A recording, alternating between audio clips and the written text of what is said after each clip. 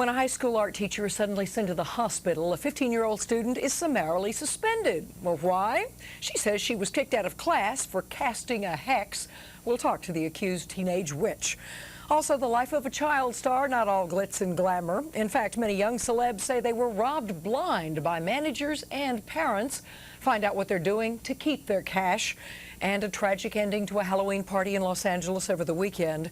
Actor Anthony Lee killed when he brandished a toy pistol at an LAPD cop. But did the officer have just cause to shoot? Officers are constantly confronted by people in the community with guns. And officers, through their training and their understanding of the dangers of those guns, certainly act accordingly when confronted with a gun.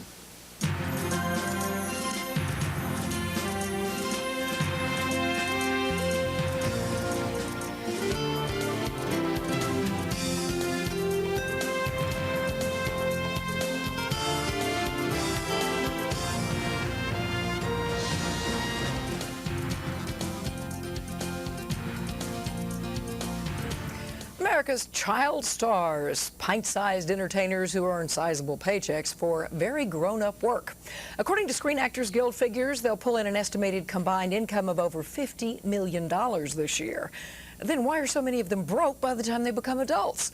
Well, listen to this. 17-year-old singer Leanne Rimes has filed a lawsuit against her own father for stealing almost $7 million of her earnings.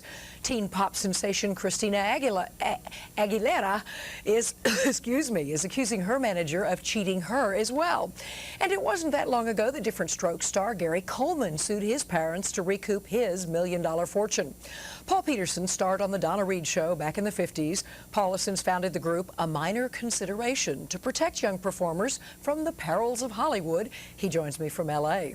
With him, another former child actor, Johnny Whitaker, who played Jody on the hit TV series Family Affair.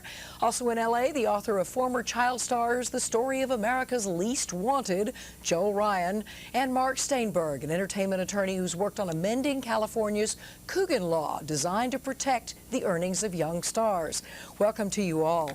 Thank you. Paul, let me start with you. You and I have talked about this before and have explained to me the program A Minor Consideration. Tell me how it's doing and how big a problem this is still today. Well, it still remains a huge problem, although we're making progress here in California. The new revised Coogan Law, which Mark Staenberg, my very good friend, will explain to you, has gone into effect as of January 1st. We've opened nearly 30,000 special Coogan accounts. Here in California, children own their own money now in the entertainment business. Parents are trustees. And most importantly, every kid is covered, not just the kids who, like Johnny and I, were on series. So we're really making progress, but we still have to do this at a federal level. Every child in the entertainment and sports business needs to be protected. Okay, Mark, tell me about that. Jackie Coogan, why the Coogan Law? How did this get started, and what are the parameters? As you may know, the Coogan Law was the name of a famous child actor back in the 30s.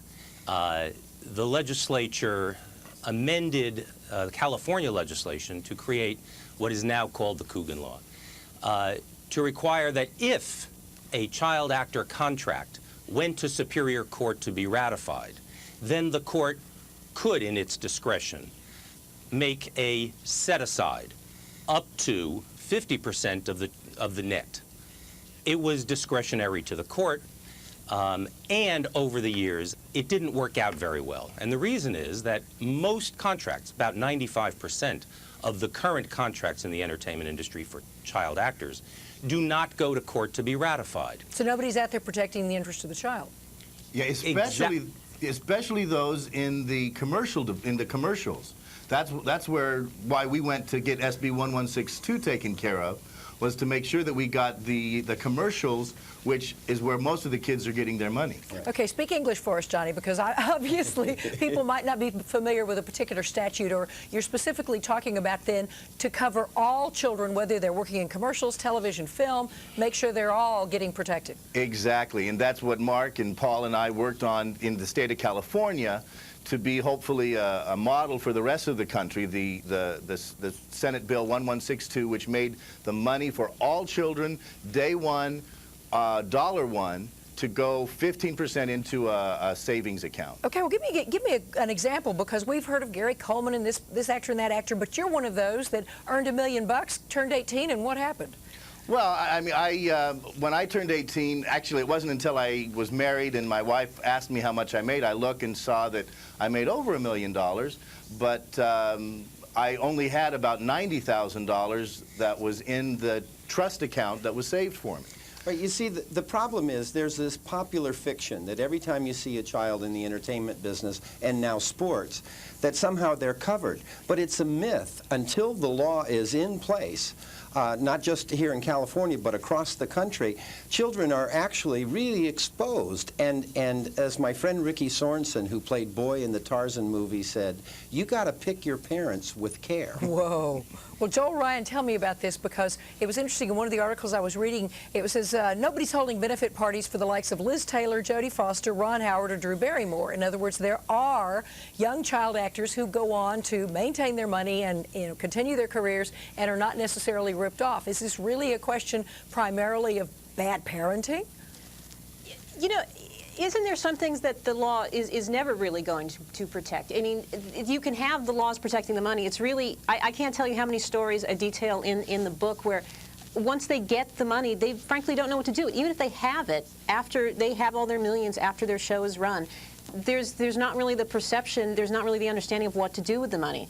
So it's a matter of bad parenting. It's a matter of not having the contracts. It's just, you know, there's a lot of money, and that's really where a lot of the problems come from, and it's very difficult to deal with. All right, Mark, pointing fingers at managers, attorneys, others who may come in and work with relatively naive parents in addition to young children.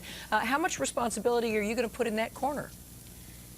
Well, the law now puts all of the responsibility on the parents or whomever else acts as a trustee for the child. One of the very important parts of the newly amended so-called Coogan law in California is the fact that the earnings of the minor, of the child performer, now belong to the child. That's a 180-degree departure from what went before. That means that the child owns his earnings, and when he or she turns 18, can look to the parent or the manager or the business manager, whomever else might have been in charge of his or her money, and hold them responsible if it was squandered. Right. It's important that we look where we were. Let me quote the old California statutes. Parents of a working child are entitled to its custody, income, and services.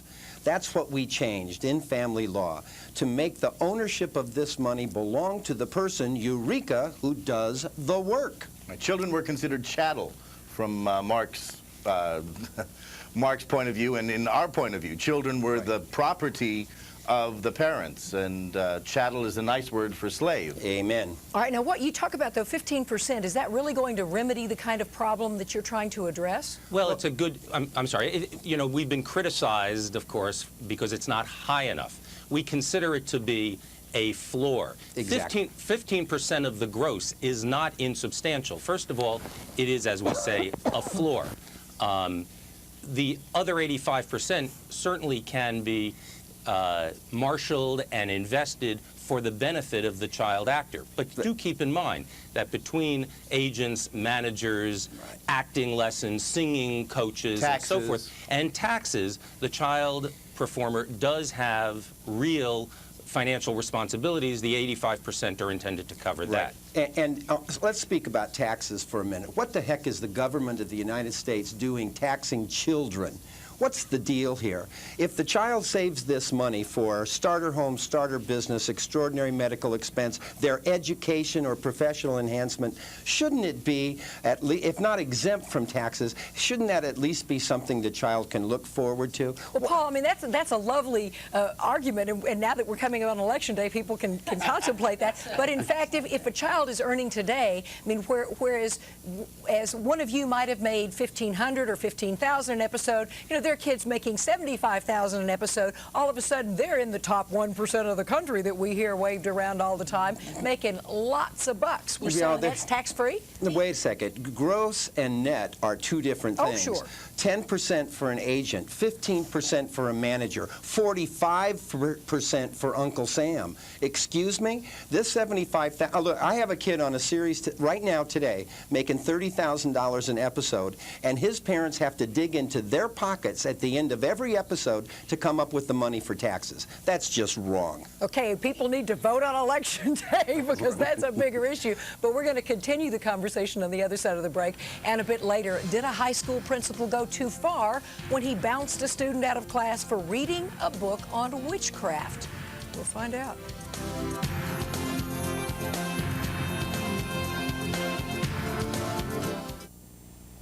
Talking about the life of a child star with former kid actors Paul Peterson and Johnny Whitaker, author Joel Ryan, and entertainment attorney Mark Staenberg. I want to talk to Joel for just a moment about the anthology. As you went around and talked to many child actors, was there a common thread in terms of their experience? Speaking with the money, yeah. I mean, Beyond money. Beyond money. You know, but money is one of the common threads. I mean, the money is frankly what exacerbates the problems. And you can have all sorts of legislation, and it's a noble cause. The fact is, the money is always going to make their lives and their problems just bigger and greater, along with the fame. I think an interesting point of the Christina Aguilera case is, you know, 4 months before she sued her manager and she were sued themselves by someone else who claimed to be a former manager. The money just breeds these kind of problems. What else does it breed, Johnny? Because you've got situations where children today, I wonder how different it is. You know, whether it's drugs or gals or, you know, growing up at a much younger age. Is it different today? Is it harder to be a child star today? There's a lot more money today. And it's doubled and tripled. I mean, my parents are wonderful human beings. They're wonderful people. They never did anything as far as with mal intent. They did everything to take care of the family. Unfortunately, the other people and the other kids that are today making money and making lots of money, those that have great parents, that's the basis, is where the parents are and where their parents are thinking from. Right. That's the thing that we're blessed for or cursed with. And like Paul said, you know, you've got to choose your parents well.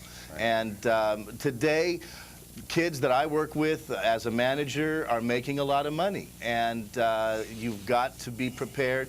And as a manager, I try and help them, guide them into good financial things when there is a lot of money, and let them know that the fame isn't going to last forever.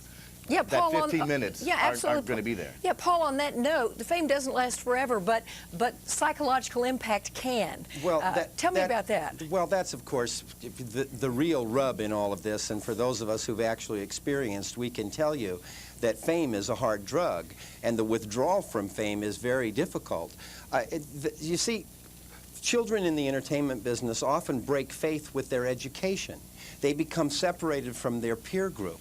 And if the industry doesn't hold out a lifeline to them, they really can come adrift. That's why within our community, and this is a scientific survey, we have 3 times the national average in substance abuse. It is very difficult when you are in trivial pursuit before you're 30 years old. I mean, excuse me. People, no matter what you do in your life, people say, well, why aren't you still a star? And you could be a doctor. Yeah. And they'll still say that to you. Absolutely. Oh, that's so sad. Well, I mean, there is part of it, though, that is. But, Joel, did you get any sense at all from a sort of sociological point of view about society's willingness today to embrace you know, a little one when they're cute, when they're charming, but, you know, like puppies, and they grow up, and all of a sudden, of course, when you get we've bigger, had enough? You know, if you're not as cute as anymore, we don't love you as much. I mean, I think a lot of it is you grow up watching, particularly of the TV generation, you grow up watching these kids on TV, and they're your peers. They're on TV, but they're still your peers. And then I think there's a point, particularly like with a show like A Different Strokes or a Gary Coleman or something. Gary Coleman is the biggest television star in television in the world in the late 1970s, and we're along with him, and he's our star. Then sort of the years goes on, and Gary Coleman's his lines are the same, his show is the same, and we're older, and suddenly he becomes less cool, and we start to disdain him. And And the fact is, we just sort of outgrow these people, and then we sort of just like, you know, sort of want to make fun of them or see what happened to them. And hey, if you're not on a TV show anymore, gee, your life stinks now, doesn't it? Right. It's Ricky Nelson on the stage at Madison Square Garden being booed off the stage. For what? For growing up on television and helping to create this thing called rock and roll? That's how quickly the culture can turn on you. But the fact is, frankly, all actors or everybody in entertainment is typecast in a way. I mean, there's people from MASH, you know, who aren't getting other roles. I mean, everyone is typecast. But there is, I think, a special relationship between the audience and the child star, particularly, again, among the TV generation, the people you grow up watching on TV, these virtual peers. And there's a different connection that makes it a little more special, and we frankly hold them to a little higher standards. There's also, I'm sorry. Go ahead. There's also a special need when we talk about child actors. Right. It's one thing when an adult signs a bad contract, makes a bad deal, or a series finally ends.